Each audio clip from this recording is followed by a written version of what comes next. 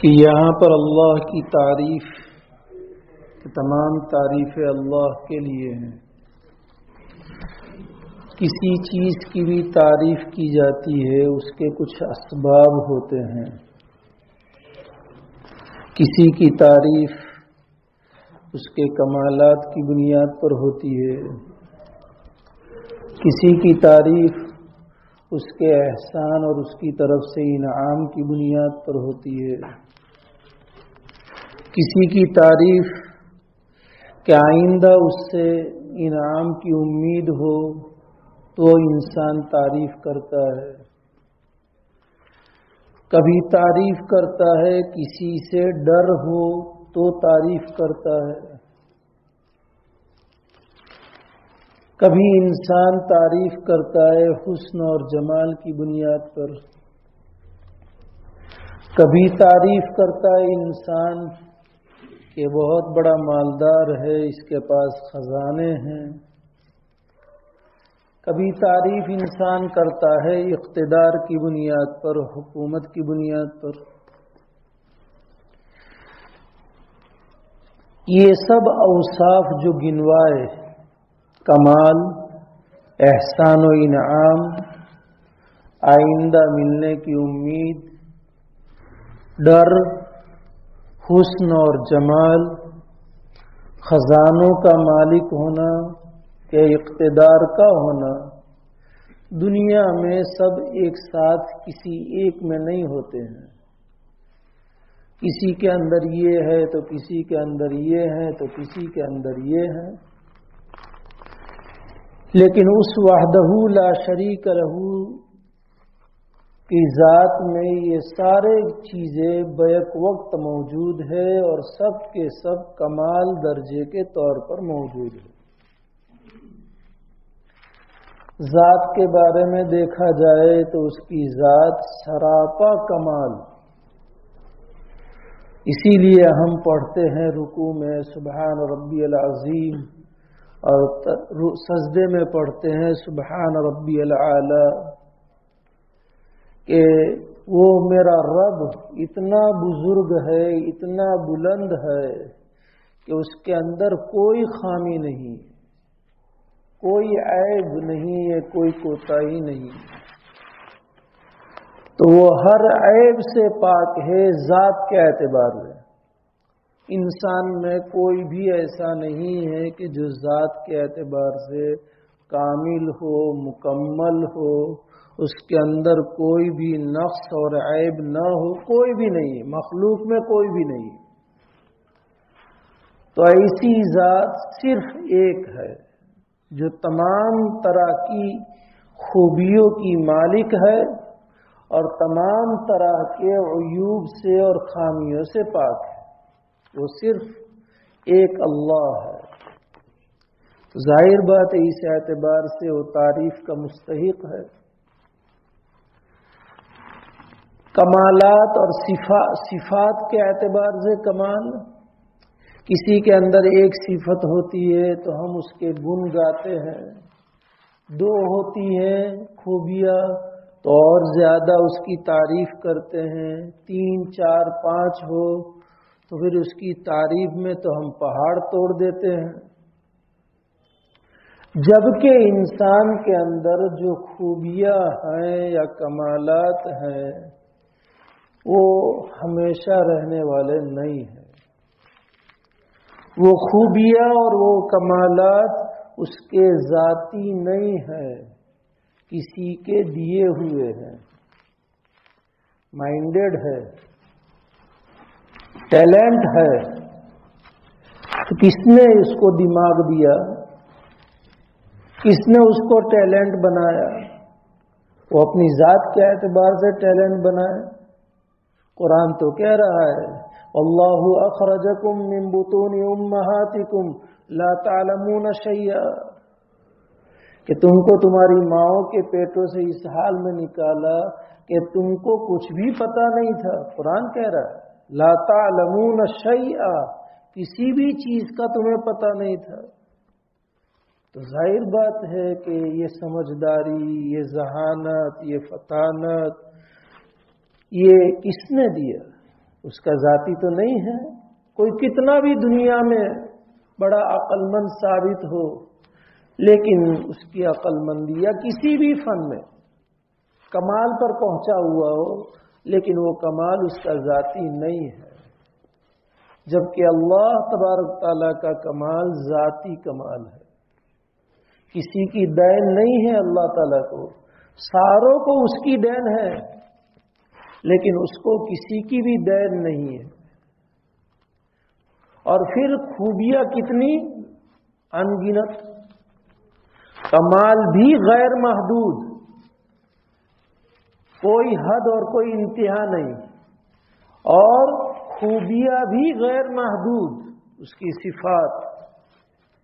قرآن نے مختصر سے الفاظ میں اللہ تعالیٰ نے فرمایا لیس کمثلہ شیء، اس جیسا ذات میں بھی کوئی نہیں اور اس جیسا صفات میں بھی کوئی نہیں.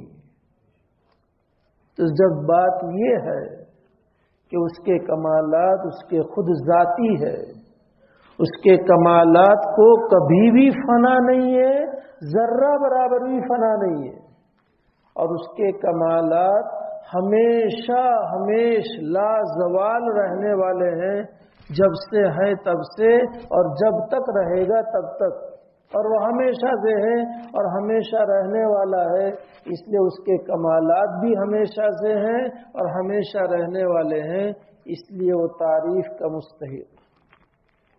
الحمدللہ تمام خوبیاں اسی ذات کے لیے ہیں کہ جو ذات میں بھی ایک ہے اور صفات میں بھی یکتا ہے، کوئی اس کا شریک نہیں.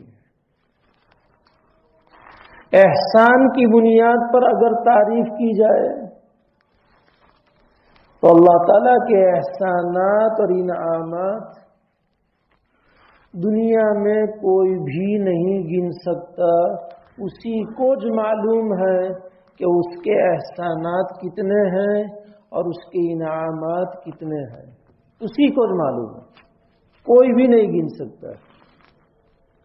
ہم اپنی سانس بھی نہیں گن سکتے ہیں، زندگی بھر کی نہیں گن سکتے ہیں. سانس کا اندر جانا بھی نعمت ہے، سانس کا باہر آنا بھی نعمت ہے. اور قرآن نے چیلنج کیا ہے وَإِن تَعُدُّوا نِعْمَةَ اللَّهِ لَا تُحْصُوهَا. اس نے ہم پر احسان کیا، ہمیشہ رہنے والی نعمتیں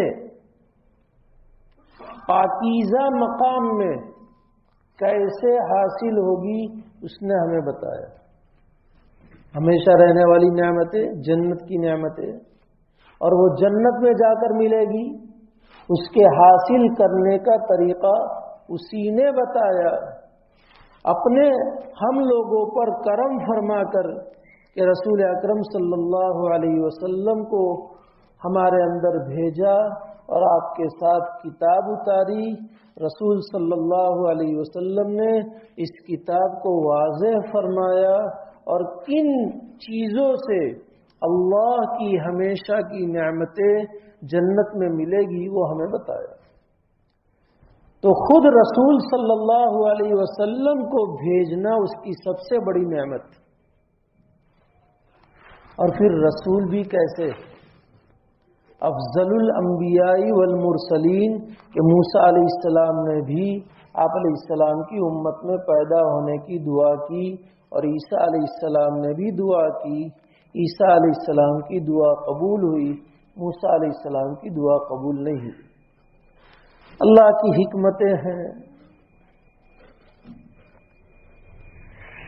ایسے دونوں جلیل القدر نبی، دونوں صاحب کتاب رسول، اور دونوں کی امتیں بڑی بڑی امتیں، ان کے علاوہ دیگر انبیاء علیہ السلام کی امتیں بہت چھوٹی ہوگی.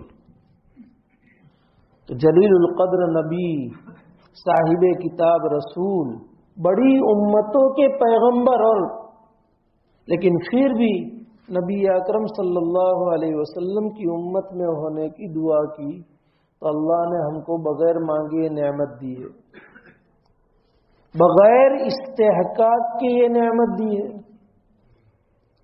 کہ جس رسول صلی اللہ علیہ وسلم نے آ کر کتاب کی توضیح اور تشریح اور اس کی وضاحت فرما کر ہمیں زندگی گزارنے کے طریقے بتائے کہ کن کاموں سے اللہ راضی ہوتے ہیں جس پر ساری نعمتوں کا مدار، اور کن کاموں سے اللہ ناراض ہوتے ہیں تاکہ ہم ہر قسم کی عذاب اور تکلیفوں سے بچ سکیں۔ یہ کتنی زبردست نعمت ہے۔ اس نے ہم پر فرائض عائد کیے، نماز، روزہ، زکوٰۃ، حج، قربانی، صدقۃ الفطر، پڑوسیوں کے حقوق، والدین کے حقوق، صبر، شکر، اخلاص، یہ سب فرائض ہیں۔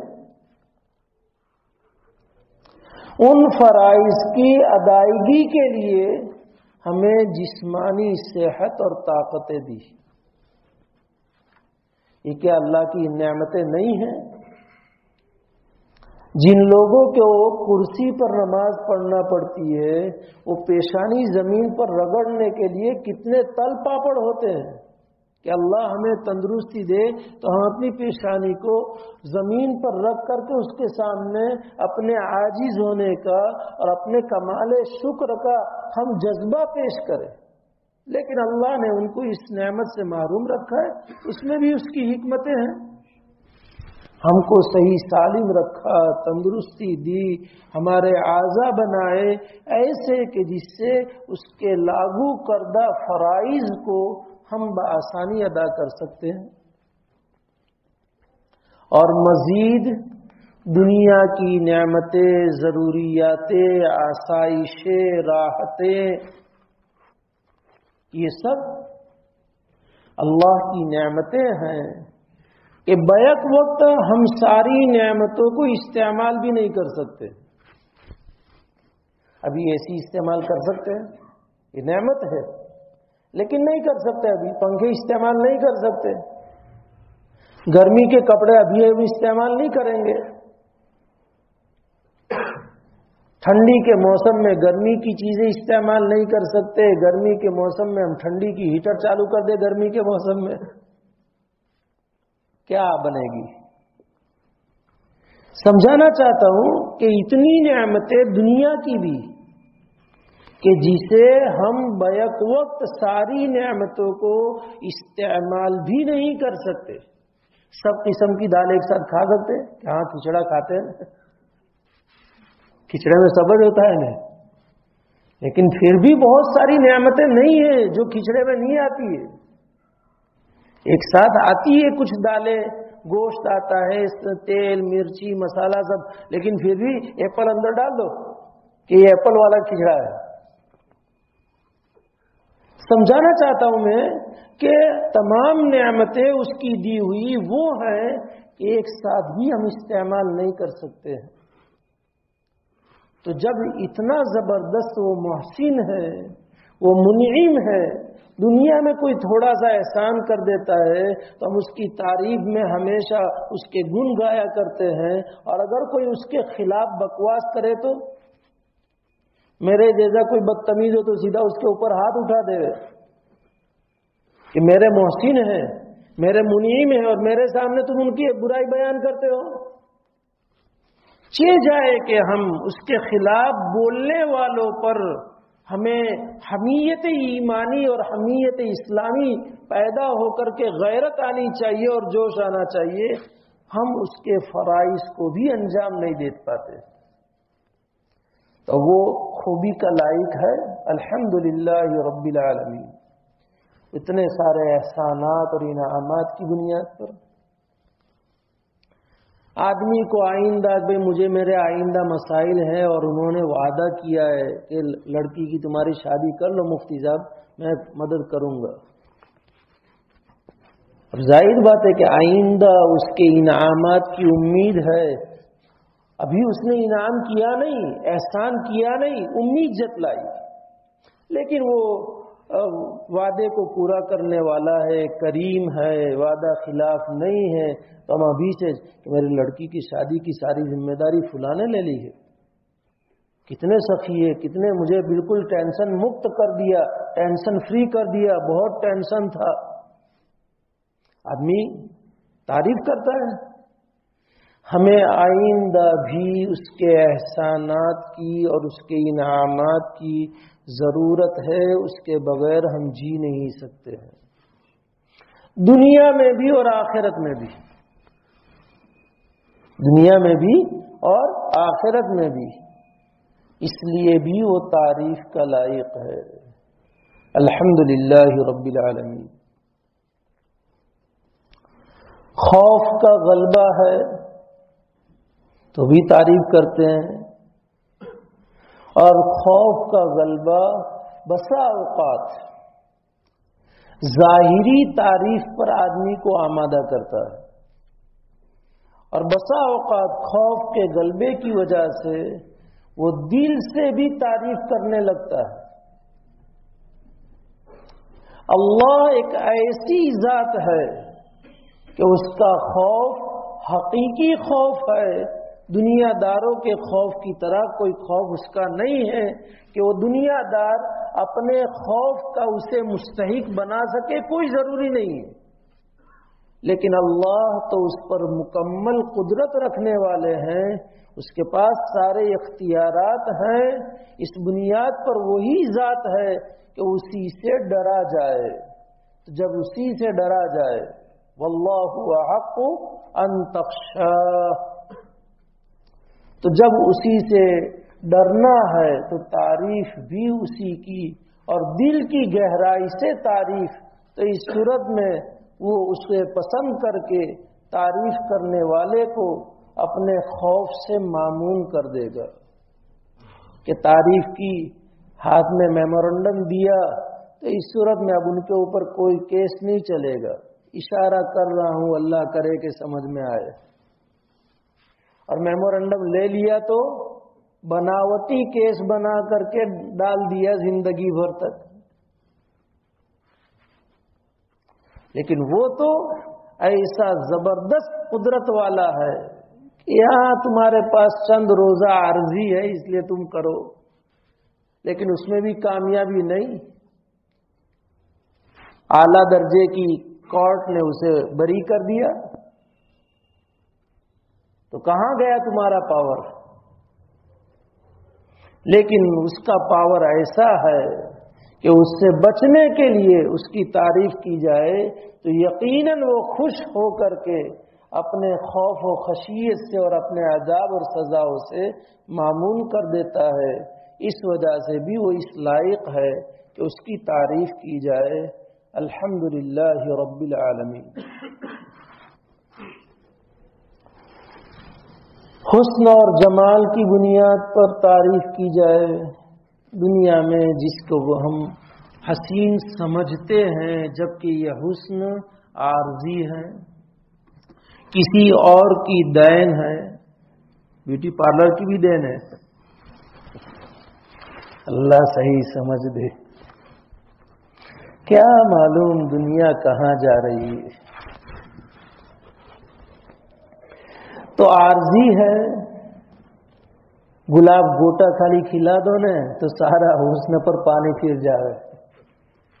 تھوڑا سا گلاب گوٹا کھلا دو تو سارا حسن ختم ہو جاوے. جس پر فریفتگی تھی، جس پر ناز تھا، سارا ختم ہو جاوے اور ایک ہی دن میں ختم ہو جاوے. ایسا حسن، اور اس پر ہم تعریف کرتے ہیں کہ فلاں بڑا حسین ہے، فلاں بڑا حسین ہے، اور اس کے پیچھے گانڈے کی طرح گھومتے ہیں. گانڈا آپ لوگوں کا اردو ہے. ہاں، جبکہ اس کا حسن، اللہ تعالی کا حسن، وہ تو جنت ہی میں جب اس کا دیدار ہوگا اور اللہ اپنے فضل سے ہمیں اور ہماری قیامت تک کی نسلوں کو اس کے دیدار کی سعادت سے مشرف فرمائے، محرومین میں شامل نہ فرمائے، اور ان لوگوں میں سے بنائے ہمیں اور ہماری قیامت تک کی نسلوں کو کہ جس کو صبح شام اللہ کا دیدار ہوگا. تب پھر بھی حقیقی حسن تو اس وقت بھی ظاہر نہیں ہوگا، لیکن اس وقت کچھ ابھی دنیا کی آنکھیں اس طاقت والی نہیں ہیں کہ اللہ کے حسن کو دیکھ سکے، اس لیے موسیٰ جیسے جلیل القدر نبی کو بھی کہہ دیا لن ترانی، نہیں دیکھ سکتے وہ دنیا میں۔ پہاڑ پر تھوڑی سی تجلی ڈالی، موسیٰ بے ہوش ہو کر کے گر گئے اور پہاڑ کے پرخچے اڑ گئے، تھوڑی سی تجلی نور کی، اس لیے وہ وہاں ہی ہوگا۔ اسی کو اللہ نے قرآن میں اللہ نور السماوات والارض، وہ سراپا نور ہے، دنیا جہاں میں جہاں کہیں بھی نور ہے، سورج کا، چاند کا، ستاروں کا، کہیں بھی وہ سب اسی نور سے نکلے ہوئے نور ہے۔ ان اللہ جمیل یحب الجمال، اللہ جمیل ہے، خوبصورت ہے، اچھی چیزوں کو اور جمال کو اور خوبصورتی کو اللہ پسند فرماتے ہیں، تو وہ اس کا ذاتی ہے، لازوال اور دائمی ہے، کسی آن بھی اس کے حسن کے اندر ذرہ برابر بھی اس کے اندر کوتاہی آنے والی نہیں ہے۔ جب وہ ایسا حسین کہ جس نے یوسف جیسے کو حسن دیا علیہ السلام، تو عزیزہ نے مصر اس کے اوپر فریفتہ ہو کر کے اپنی انگلیوں کو کاٹ ڈالتی ہے، اور ماں عائشہ رضی اللہ تعالیٰ عنہ فرماتی ہے کہ اگر وہ میرے محبوب کو دیکھ لیتی تو اپنے دلوں کو کاٹ دیتی۔ تو آپ علیہ الصلوۃ والسلام کا کیا حال ہوگا جو صحابہ کو نصیب ہوا، لیکن وہ اسی کی دین ہے۔ تو اس بنیاد پر بھی اس کی تعریف کی جائے، الحمدللہ رب العالمین۔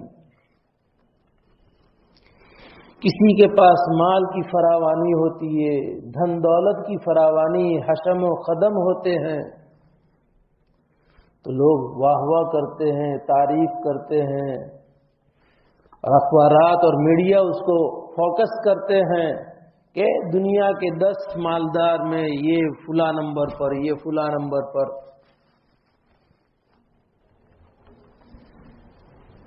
وَلِلَّهِ خَزَائِنُ السَّمَاوَاتِ وَالْأَرْضِ،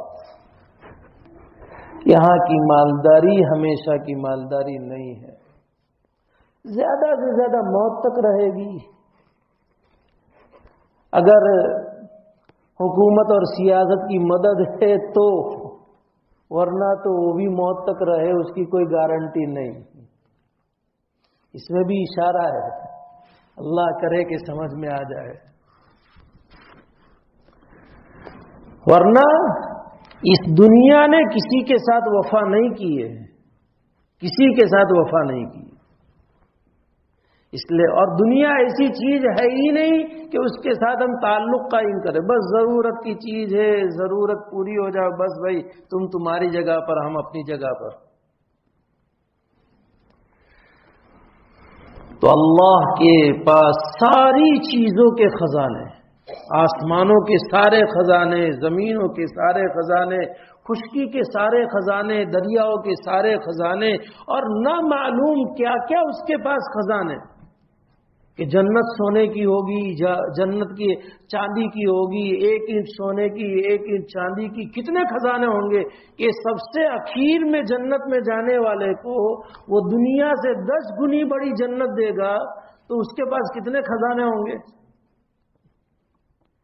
سب سے اخیر میں جہنم سے نکلنے والا اور جنت میں جانے والا، اس کو اللہ تعالیٰ دنیا سے 10 گنا بڑی جنت دیں گے، اور وہ 1 اینٹ سونے کی، 1 اینٹ چاندی کی، اس کے برتن، ساری چیزیں سونے اور چاندی کی، ہم انداز لگائے کہ اس کے پاس کیا خزانے ہوں گے۔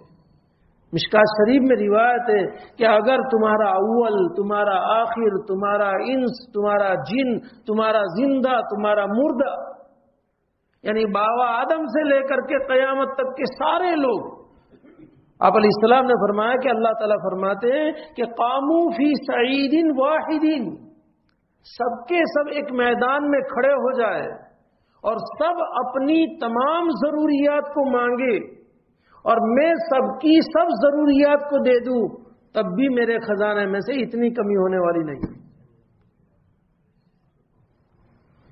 تو پھر جب وہ ایسے زبردست خزانوں کا مالک ہے، وَلِلَّهِ خَزَائِنُ السَّمَاءِ، اور یہ سب میں قرآن ہی سے کہہ رہا ہوں، اللہ ہی کے پاس سارے خزانے ہیں، تو پھر کیوں اس کی تعریف نہ کی جائے؟ الحمدللہ رب العالمین. کسی کے پاس اقتدار ہے، حکومت ہے، تھوڑی بھی کچھ آ جاتی ہے تو ذرا کالر کو تاؤ دینے لگ جاتا ہے. خالی گاؤں کا مکھیا بن گیا تو بھی اب زمین پر نہیں چلتا ہے. صوبہ مل گیا تو پھر پوچھو مت، ملک مل گیا تو اگر یونو میں ستھان مل جاوے تو کوشش میں ہے جناب والا. تو پھر کیا ہوتا ہے؟ لوگ تعریف کرتے ہیں کہ گرینیس بک میں نام لکھا گیا ہمارے دور میں فلاں شہر کا، فلاں جگہ کا، فلاں جگہ کا. اس پر کتنی تعریفوں کے پل باندھے جاتے ہیں، کوئی کمی نہیں. حتیٰ کہ بسیں بھی محفوظ نہیں اس سے کہ وہاں بھی اس کے سٹیکر، وہاں پر بھی اس کے سٹیکر، سارے میڈیا اس کے اوپر فوکس، اور بسیں ساری چیزیں. کہ مہان بھارت کے مہان پی ایم کے زمانے میں یہ سمجھانے کے لیے میں کہہ رہا ہوں، اور دنیا کی طرف بھی لے جانا چاہتا ہوں. تو اللہ وَلِلَّهِ مَا فِي السَّمَاوَاتِ وَمَا فِي الْأَرْضِ، جو کچھ آسمانوں میں ہیں اور جو کچھ زمین میں ہیں سب پر اسی کی حکومت ہے. ان الحکم الا للہ، حکم تو صرف اللہ ہی کا چل کر کے رہے گا. چاہے تمہارے پاس دنیا میں عارضی حکومتیں ہیں، کرسیاں ہیں، قلم ہے، تمہارے پاس عدالتیں ہیں، تمہارے پاس سارے اسباب ہیں، لیکن پھر بھی تمہارا حکم نہیں چلے گا، اللہ ہی کا حکم چلے گا. ان الحکم الا للہ. اس لیے بہت سارے مقامات ہیں کہ ان کو پیچھے ہٹنا پڑا ہے. کیوں؟ ان الحکم الا للہ. جب اقتدار اس کا ہے اور اتنا پاورفل اقتدار ہے کہ کوئی اس کی حکومت سے نہ بھاگ سکتا ہے نہ چھپ سکتا ہے. بہت سارے یہاں سے تو بھاگ گئے، اس کی حکم نہیں. قرآن نے کہا ہے کوئی بھاگ نہیں سکتا ہے اس کے یہاں سے، کوئی چھپ نہیں سکتا ہے اس کے یہاں سے. یہاں تو جیلیں ٹوٹ کر کے سب بھاگ جاتے ہیں، اندر سرنگیں بن کر کے سب نکل جاتے ہیں، پھر بھی گرو ہے اور اس کی وجہ سے تعریفوں کے پل باندھے جاتے ہیں. ان الحکم الا للہ. کوئی سرنگ نہیں بنا سکتا، کوئی بھاگ نہیں سکتا، کوئی چھپ نہیں سکتا. سارے کے سارے اس کے احاطے علمی میں ہیں اور سارے کے سارے اس کے قدرت کے دائرے میں ہیں. وہ جس سے جب چاہے اپنی قدرت سے فیصلہ کر سکتا ہے. جب بات یہ ہے تو الحمدللہ رب العالمین. ان ساری وجوہات کی بنیاد پر اللہ ہی وہ ذات ہے کہ جس کی تعریف کی جانی چاہیے. اور دنیا میں اگر کوئی تعریف ہوتی ہے تو عارضی طور پر حقیقت اس کی ہی تعریف ہے، لیکن حمد کی حقیقت کیا ہے اس کو بھی سمجھنا. یہ تو اسباب ہوئے اور میں نے آپ کو دلائل سے بتایا کہ اس کی بنیاد پر صرف اللہ ہی تعریف کے لائق ہے، کوئی بھی تعریف کے لائق نہیں ہے. لیکن تعریف کہتے ہم تعریف کرتے ہیں، کہتے ہیں اس کی حقیقت کیا؟ زبان سے ہم نے پڑھا الحمدللہ، الحمدللہ رب العالمین، الحمدللہ وحدہ فللہ الحمد ولک الشکر ولک الحمد.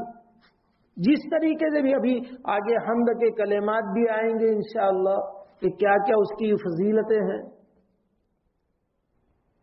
شقیق ابن ادہم رحمت اللہ علیہ کہتے ہیں کہ حمد کی تعریف کی حقیقت یہ ہے کہ جب کوئی نعمت ہمیں حاصل ہو تو سب سے پہلے نعمت حقیقتاً دینے والی جو ذات ہے اور وہ اللہ کی ذات ہے اس کو پہچانو کہ میرے رب نے یہ نعمت مجھے پہنچائی ہے، چاہے وہ واسطہ اور سبب کچھ بھی ہو، چاہے واسطہ اور سبب کچھ بھی ہو، لیکن میرے اللہ نے مجھے یہ نعمت پہنچائی ہے۔ ایک تو سب سے پہلے یہ جانو کہ یہ نعمت جو مجھے پہنچی ہے میرے اللہ نے پہنچائی ہے، چاہے میری امی کے دل میں ڈالا، چاہے میرے ابا کے دل میں ڈالا، چاہے میرے دوست کے دل میں ڈالا اور دوست کے ذریعے آیا، امی نے بھیجا، ابو نے بھیجا، ابو نے دلا دیا، لیکن کون ہے ابو کے دل میں ڈالنے والا؟ کون ہے دوست کے دل میں ڈالنے والا؟ کون ہے مالدار کے دل میں ڈالنے والا؟ دلوں کا مالک تو وہی ہے۔ اس لیے کہ میرے رب ہی نے ان کو واسطہ بنا کر کے مجھ تک نعمت پہنچائی ہے، اس کی بھی ہم اور یہ جو واسطہ بنے ان کا بھی شکر۔ ایک بات یہ۔ دوسری بات، اللہ نے جو نعمت ہمیں پہنچائی ہے اس نعمت کے پہنچانے پر رضا بالقضاء کا فیصلہ، رضا بالقضاء کا کہ اس نے نعمت پہنچائی، اس پر اپنی رضامندی کا اظہار، اللہ کا شکر ہے اللہ نے پہنچا دیا، عین وقت پر پہنچایا، ضرورت تھی پہنچایا، اس کا اظہار اللہ کے بارگاہ میں کہ اے اللہ وقت پر تو نے نعمت پہنچا دی، اے اللہ تو ہی اس لائق ہے کہ تیری تعریف کی جائے۔ اللہ کے فیصلے پر راضی۔ دوسری چیز یہ۔ تیسری چیز کہ اس نعمت کو ہم نے استعمال کیا، چاہے وہ کھانے پینے کے اعتبار سے ہو، چاہے لباس کے اعتبار سے ہو، چاہے آرام کے اعتبار سے، آسائش کے اعتبار سے، اور ہمارے جسم کو اس سے جتنا فائدہ ہوا، جب تک ہمارے جسم کو اس نعمت سے فائدہ پہنچے وہاں تک ہمارا جسم معاصی کے قریب بھی نہ جائے، یہ ہے حمد کی حقیقت۔ اور ظاہر بات ہے کہ ہر وقت اس کی نعمت سے ہمارے جسم کو فائدہ پہنچتا ہے تو ہر وقت ہم گناہ سے دور رہے۔ یہ تین کام ہوں گے تو حمد کا تحقق کمال درجے پر ہوگا۔ ایک، اللہ ہی منعم ہے، نعمت دینے والی ذات اللہ ہی کی ہے۔ دوسرا، اللہ نے جو نعمت جس وقت پہنچائی اس پر راضی۔ اور تیسرا کہ اس نعمت سے جب تک ہمارے جسم کو فائدہ پہنچتا رہے اس وقت تک ہم گناہوں کے قریب نہ رہے۔ یہ ہے حمد کی حقیقت۔ اللہ ہمیں نصیب فرما دے۔ حمد کے مواقع بھی ہیں، حمد کے مواقع کہ کس جگہ پر اللہ کی حمد کرنا چاہیے۔ سری سقطی رحمت اللہ علیہ بہت بڑے مشائخ میں سے ہے اور ہمارے اکابر میں سے ہیں۔ ان سے ایک مرتبہ کسی نے پوچھا کہ اللہ کی عبادت اور اس کی اطاعت کس طرح کی جائے کہ جس سے وہ راضی ہو جائے۔ بڑا عمدہ جواب ہے، اللہ کرے کہ حقیقت دلوں میں بیٹھ جائے۔ سری سقطی رحمت اللہ علیہ فرماتے ہیں کہ ایک مرتبہ میں نے الحمدللہ کہا تھا، آج اس کو 30 سال ہو گئے جس وقت کہا تھا، اور 30 سال سے میں اس الحمدللہ پر اللہ سے معافی مانگتا ہوں۔ ایک مرتبہ میں نے الحمدللہ کہا تھا، آج اس کو 30 سال ہو گئے اور میں 30 سال سے مسلسل اس الحمدللہ کہنے پر اللہ سے معافی مانگتا ہوں۔ ہم سب کو تعجب ہے، تو اس زمانے میں بھی تعجب، جن لوگوں نے پوچھا اور ان کے سامنے انہوں نے یہ جواب دیا، سب تعجب میں گر گئے۔ پوچھا کیسے؟ کہا کہ ایک مرتبہ بغداد میں آگ لگی اور بڑی زبردست آگ لگی جس میں ہزاروں دکانیں، ہزاروں مکانات خاک آلود ہو گئے، جل کر کے سارے۔ اس وقت کسی نے مجھے آ کر کے کہا کہ آپ کا مکان بچ گیا ہے۔ اس پر میں نے الحمدللہ کہا۔ بعد میں مجھے تنبیہ ہوئی کہ میرا تو مکان بچ گیا، سارے مسلمانوں کے مکان اور دکان جل گئے ہیں، یہ میری مروت اسلامی کے خلاف ہے۔ اس لیے میں نے الحمدللہ اسلامی مروت کے خلاف کہا ہے۔ آج 30 سال سے میں مغفرت مانگ رہا ہوں۔ بڑوں کی باتیں ہیں، کیونکہ مسلمان کا مسلمان کے ساتھ تعلق کیا ہے؟ مسلمان کا بھائی ہے نا، عمارت کی طرح ہے، ایک اینٹ دوسری اینٹ سے جڑی ہوئی ہے، بھائی بھائی کی طرح، جسم کے اعضاء کی طرح۔ ایک جسم کو دکھ پہنچے تو پورے جسم کو دکھ پہنچتا ہے، اور ایک جسم کو آنکھ دکھنے لگے تو کہ بھئی تو دکھا کر ہم تو مزہ کریں گے، ہم تو مزے کے کھانے کھائیں گے۔ منہ کہتا ہے، زبان کہتی ہے بیٹا کھا لینا، امی پیار سے کہتی بیٹا کھا لینا، امی آنکھ دکھتی ہے کچھ اچھا نہیں لگتا ہے، تو آنکھ کو کھانے کا ہے؟ کھانے کا کام کون کرنے کا ہے؟ زبان کرنے کی ہے، دانت کرنے کے ہیں، کھانا گلے سے نیچے اتارنے والا گلا ہے، نلی ہے کھانے کی، وہ سب کرنے والے ہیں، تو بیمار نہیں ہے۔ لیکن وہ کیا کہتا ہے؟ امی اچھا نہیں لگتا، کڑوا لگتا ہے امی۔ کیا وجہ ہے؟ ان اشتکا عینہ اشتکا کلہ، ان اشتکا راسہ اشتکا کلہ۔ اگر سر دکھے تو بھی پورا بدن دکھ جائے، آنکھ دکھے تو بھی پورا بدن اس کے لیے بیدار رہنے میں، جاگنے میں ساتھ دے۔ کہ آنکھ جاگتی ہے دکھنے کی وجہ سے، جسم کے کسی حصے پر پھوڑا ہوا ہے اور اس کی وجہ سے تو پورا جسم جاگتا ہے۔ وہ انہوں نے کہا سری سقطی علیہ الرحمن ہے کہ سارے مسلمانوں کے مکانات اور دکانیں جل گئے، میری مروت اسلامیہ تھی کہ میں اپنے مکان کے بچنے پر الحمدللہ نہ کہتا، انا للہ پڑھتا، لیکن وہ الحمدللہ میں نے کہا۔ آج 30 سال سے استغفار کر رہا ہوں۔ تو یہ حمد کے مواقع ہیں جہاں کہنا چاہیے، وہیں اللہ کی تعریف کرنی چاہیے۔ اللہ کی تعریف کرنا انبیاء علیہ الصلوۃ والتسلیم کا بھی طریقہ رہا ہے، جنتیوں کا بھی طریقہ رہے گا۔ نوح علیہ الصلوۃ والسلام کو اللہ تعالیٰ نے جب کشتی ٹھہر گئی، طوفان ختم ہو گیا، زمین آسمان نے پانی برسانا بند کر دیا، زمین پانی سارا نگل گئی، تو اللہ تعالیٰ نے تعلیم دی کہ کہو الحمدللہ الذی نجانا من القوم الظالمین۔ تو نوح علیہ السلام نے یہی کہا، تمام تعریف اس اللہ کے لیے جس نے ہم کو ظالم لوگوں سے نجات دی، سب غرق ہو گئے، اب جو ایمان والے ہیں وہی بچے ہیں۔ ابراہیم علیہ السلام جلیل القدر نبی خلیل اللہ ہے۔ وقال الحمدللہ الذی وہب لی علی الکبر اسماعیل و اسحاق۔ تمام تعریف اس اللہ کے لیے ہیں جس نے بڑھاپے میں اسماعیل اور اسحاق جیسے 2 پھول دیے، 2 نعمتیں دی۔ اللہ کی تعریف ہے۔ اسی طریقے سے نبی اکرم صلی اللہ سلیمان اور داؤد علیہ السلام کے بارے میں بھی ہے۔ وقال الحمدللہ الذی فضلنا علی کثیر من عباده المؤمنین، کہ ہم دونوں کو، باپ اور بیٹے کو، اللہ تعالیٰ نے بہت ساری نعمتوں سے وہ نوازا جو دوسرے لوگوں کو اللہ تعالیٰ نے نہیں نوازا ہے۔ حکومت بھی دی، نبوت بھی دی، مخلوقات پر حکومت دی، ساری مخلوقات کی زبان سکھائی۔ فضلنا علی کثیر من عباده المؤمنین۔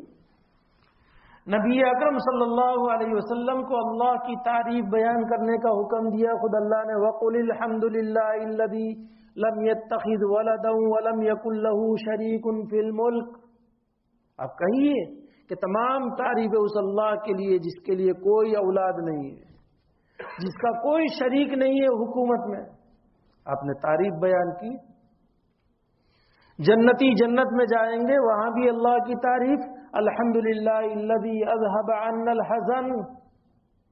جنتی جنت میں جانے کے بعد سب سے پہلے اللہ کے گن گائیں گے۔ تمام تعریف اس اللہ کے لیے ہیں کہ جس نے ہم سے غم کو دور کر دیا، کیونکہ جنت میں جانے کے بعد اب موت نہیں، بیماری نہیں، فقیری نہیں، ذلت نہیں، کوئی طرح کا دکھ نہیں، سلامتی ہی سلامتی۔ اور پھر سب سے بڑی بات کہ اب یہاں سے نکلنا نہیں ہے، اور ہمیشہ ہمیشہ کی زندگی، موت کو بھی موت آ جائے گی، اس لیے اب نو ٹینشن۔ الحمدللہ الذی اذھب عنا الحزن، کہ تمام تعریف اس اللہ کے لیے جس نے ہمیں جنت میں داخل کر کے مستقبل میں آنے والے سارے ٹینشن اور سارے فکر اور سارے غم اور احزان سے ہمیں سبکدوش اور بری کر دیا۔ اب ہمیں کسی طرح جہاں جنت میں قدم رکھا انسان نو ٹینشن۔ جنتی کہیں گے وآخر دعواہم ان الحمد للہ رب العالمین، آخری کلام یہ ہے کہ تمام تعریف اللہ رب العالمین کے لیے ہے۔ تو یہ جب ان سب لوگوں کا یہ انبیاء علیہ السلام جنتی، تو ہمیں بھی اس سے سبق یہ لینا ہے کہ ہمیں بھی اللہ کی نعمتیں چونکہ ہر آن ہر لمحہ ہمارے اوپر برستی رہتی ہے، جیسے ابھی آیا، تو ہر آن ہمیں بھی الحمدللہ